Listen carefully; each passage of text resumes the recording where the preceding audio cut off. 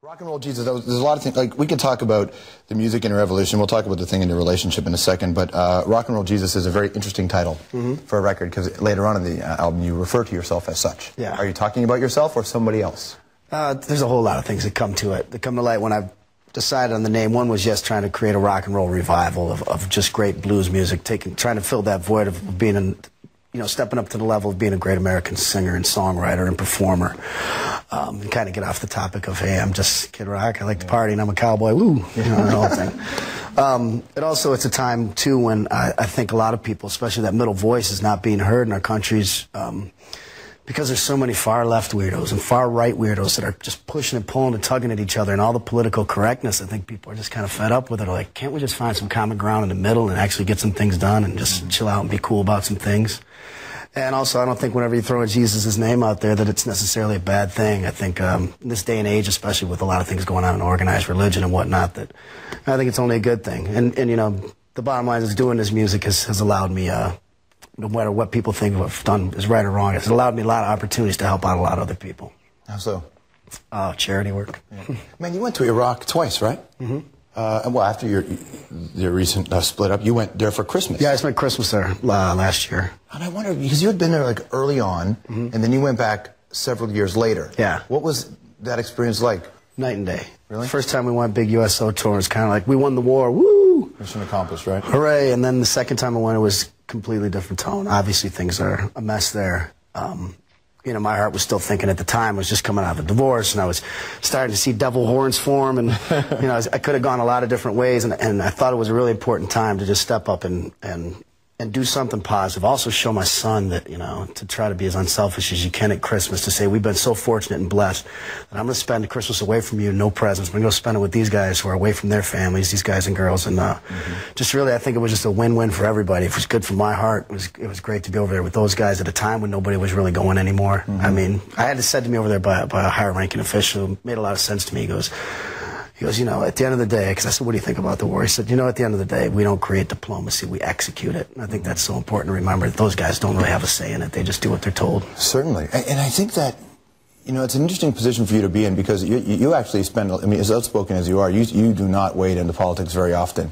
And I wonder if at a certain point, you're a citizen, you read books, you're a smart guy. Like, do you feel like you want to get engaged in this? Because this is, your son's 14 years old, right? So he's, he's 4 years away from military age. So like, it's a really interesting period in his life and your life. I think I discuss it with friends and family, but I think it's important not to try to use my platform, whether it's award shows, this, that, and the other, to try and all of a sudden speak up about my views on things that I might not be very educated in. I didn't spend a lot of years in public service, or was not a scholar of political science, which I know is a big shock to everyone here.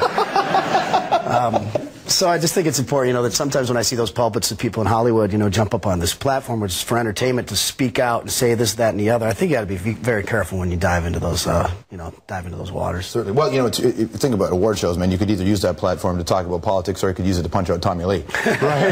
You could do. Yeah, how can you weigh that out, right? I don't want to get too much into the gossip, but tell me, I got to ask you, because this is elephant in the room, and you're talking about it. Like, what's going on? What's that? What's going on? This thing here. No, that was just, I've said it before, and I'd kind of try to move beyond. That was just a lot of years of disrespect and inappropriate things directed towards me. I always tried to take the higher road, because there were kids involved, and, speak highly of them to his kids, no matter what I felt. And at that point, there's obviously a reason why we're all three in the same room together. People knowing the history, somebody was looking for something there, a reaction. Just so people understand, the last contact that I had with this guy was when me and Pam were in our divorce. And they were at a birthday party for one of their sons, and he went into her bag and picked up her BlackBerry and started emailing me really inappropriate stuff. You should have put a lock on that. So at that point, I just kind of sat back. I said, you know what? You're nothing but a phone call, and I will see you again, period. I just left it at that. So then we were at the MTV thing. It was kind of like, I was having a great time, so I was trying to let it go. But when I came back from the bathroom, he's pretty much sitting in my seat. I think I did the same thing that any other guy would have done. It just clicked, and there was, And there you that go. was it. And it was on. I wondered, how do you explain? Did you explain? You're raising your son. Do you look at your son and listen? I did something. You don't want to do that, or because I know some dads think it's important to teach your kids, how to handle conflict situations, and other parents run away from teaching their kids comps? Like, how do you talk to your kid about that? Oh, I just simply told him, I was like, dude, I won. You got a little hip-hop in here still, but I mean, you are doing something else. You've sort of moved away from all of that stuff in the very beginning of your career, haven't you? For the time being, yeah. Just musically, my heart wasn't in it right now. I was just really into melody and songwriting, and lyrically wanted to round out, and musically wanted to round out my catalog for the live performance to kind of, I think I've covered, you know, some of the heavier stuff and, you know, the more provocative, this, that, and the other. Not saying it's not there. I always keep that in my bag of tricks, but I just really want to step outside that and really start to dig and write things that are a little more relevant and speak with that voice that I think I could fill that void of just, you know, kind of the middle class. Mm-hmm. Well, if you don't know a lot about Kid Rock's music, on this record there's a song that is essentially an homage to Werewolves of London by Warren Zevon and Sweet Home Alabama, Leonard Skinner on the same track. Mm-hmm. You know, and I think it speaks to where you come from musically. On this one, you have a little song here about New Orleans, but what's interesting is it's New Orleans and you had nothing to do with Hurricane Katrina. Right. Just a homage to New Orleans. Although I did think, I finished the song after Katrina, started it before. I did think, like, when Katrina happened, I was like, God, is Fats Domino okay? Yeah. What's up with Fats? Is he all right? And so I kind of wrote it as a homage about everything I loved about New Orleans. And you know, I've shot videos down there and been very vocal about my love. I think there's just so much culture down there. And in this day and age in the world, there's so many spots you can go to where just culture isn't prevalent like it used to be. And to be down there with the music scene and the Cajun food, you know, and the voodoo, whatever it might be, I just think is so unique. There's very few spots in the world left like that. Well, and all the guys that got on the trains and headed north and ended up in Detroit and ended up in Chicago and Milwaukee, I mean, they all came from the South, a lot of the music, right? Yeah, I don't know if that's interesting because there's people like Johnny Cash and John Lee Hooker who started out in the South. And essentially all these guys came to Detroit to perform and play music, and the one reason was because of the auto industry. Yeah. They could come work on the plants during the day, get out of there at 3 o'clock in the afternoon and play the bars all night. So it's a great way to make a living, man. Yeah, if you it's a good way to start. Yes, no, absolutely. Dude, you are hired. You like that? You are hired. You got the job. Can I introduce you at your next show? Dude, let me tell you something. Being on tour with me is not a bad time. So we're talking to Kid Rock, and the name of your album coming out. When is it coming out? October 9th. October 9th. Thank you for asking. That's my job. But it's Rock and Roll Jesus? Yes, sir. So is that you? It's kind of I'm not going to go on the record as that, but you know, it's kind of the last how many years, 3, 4 years, whatever I've been making this record, but everybody just kept coming at me. Right. You know, it's actually funny because a girlfriend of mine had this yacht in like south of France, and and I'm always going on these yachts with her, and I haven't made a record since I met this person. So I've been running around the world with them, just having a ball. And so I go, I'm not going with you. She's like, you must come. This person's coming. This person, she's from Croatia. This person's coming. This person's coming. I'm like, I go, I don't care if Jesus is going to be there. I'm not coming. I'm going to finish my record for once. But you are the rock and roll Jesus. You must come on the boat. I go, that title sticks. You must be tearing it up. She's calling you Jesus, dude. That is awesome. So, I mean, yeah, okay, so Rock and Roll Jesus coming out October 9th. But and we're playing So Hot, which has an awesome, like, AC/DC-like vibe to it. Yeah, I'll take that as a compliment. You should, dude. It's awesome. We call that the first single, Come Out Swinging, no pun intended. Come Out Swinging. Okay, well, hey, what a great segue to talk about all this ridiculousness going on with Tommy Lee. And wait, can we just talk about the MTV Awards first? Yeah, go for it. Try to, like, you know, because this was incredible to me. Does MTV have some sort of special camera filters or editing they do on the fly? Because they totally made it look like Britney Spears was overweight and lip syncing. Okay. Can you believe that? That's hilarious. And then what about Kanye West all upset about, you know, not winning any awards? I mean, I was already aware that George Bush doesn't like black people, but I had no idea that MTV doesn't either. Oh, look at this guy. He's on fire. I love it, dude. I'm a little bothered by the fact that MTV doesn't have any camera footage that's leaked onto the internet of you clocking Tommy Lee in the face. You know who's really bummed about that? I don't know if you watch Entourage, that Kevin Conley and Adrian, they're the two lead guys on the show. Right, yeah. They were sitting with me at my table. We were having a good time all night BSing. They had a video camera with them. They were shooting a documentary. And they didn't get the footage? No, and all that kid Kevin, like, he kept saying to me all night, because we partied for a while after, he goes, dude, I can't believe I missed it. That was the greatest thing I've ever seen. This went down, and I can't really say what went down because my attorney told me not to, but this happened, then this happened, and you had your cigar in your mouth the whole time. How did I miss it? So, okay, so then it really, I mean, because I'm kind of getting the vibe, you know, like, and this is going on, it seems like a lot in entertainment and music, that, you know, if somebody's got an album coming out, you know, let's do something crazy to get our name in the news. Like, you know, remember Cameron, it got gunned down in the Lamborghini, but what, he got hit in the hand with a bullet? I mean, you know, it makes you feel like, okay, maybe this guy's trying to hype up his album a little bit. But, I mean, if no one caught that on tape, I mean, I got to think that you would have probably wanted it on tape, wouldn't you have?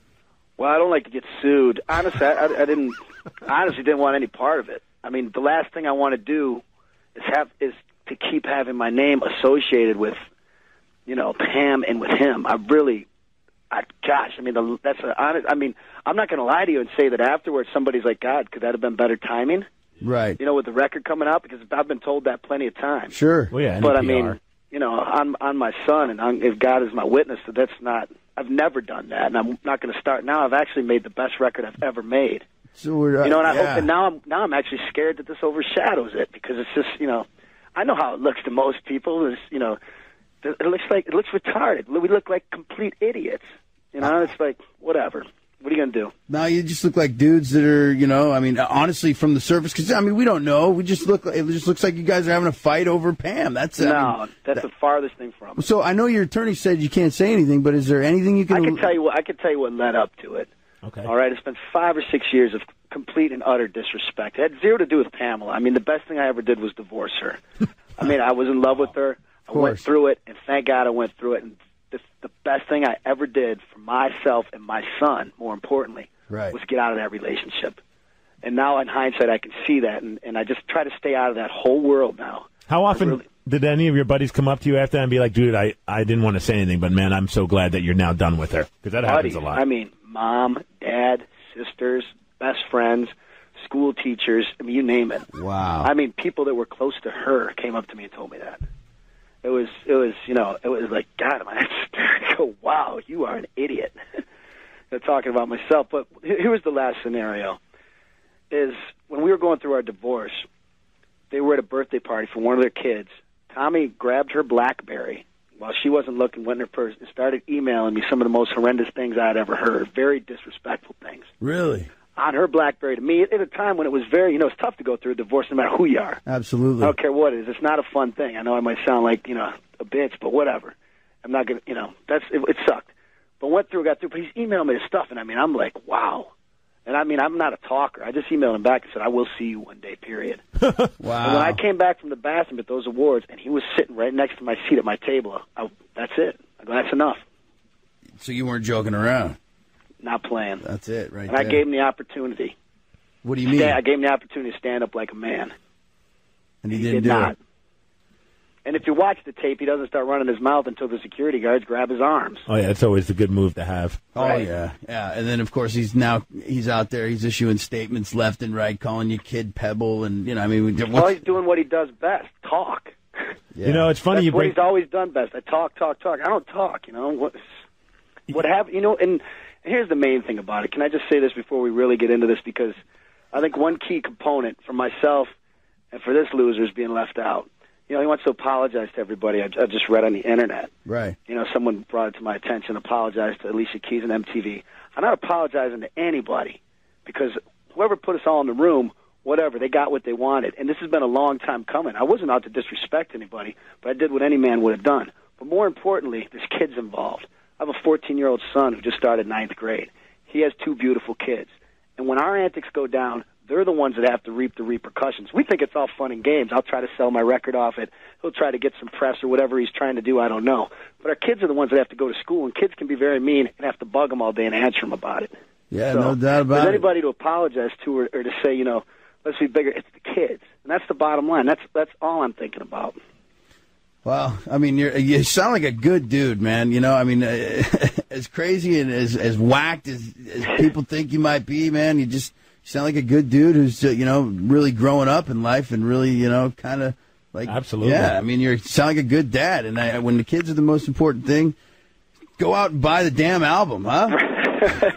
No doubt about it. And if we were hanging with you, we would have had your back, no problem. Oh, dude, I would have flown over the table. You know, that was, I mean... I know, it's just, I wish I could keep talking about it because it's just, I think it sets a big precedent for a lot of people out there who feel a lot of ways about certain people.